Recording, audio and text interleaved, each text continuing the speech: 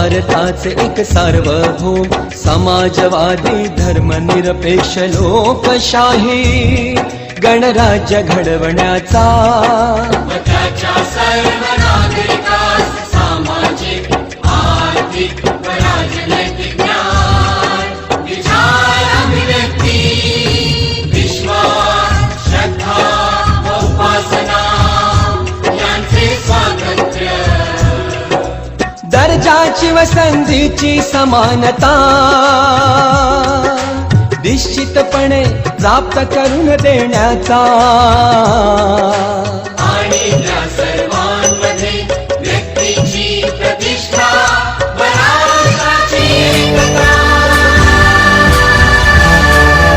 आणि एकात्मता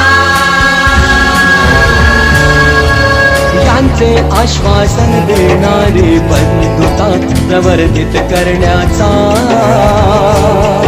संकल्पपूर्वक निर्धार करू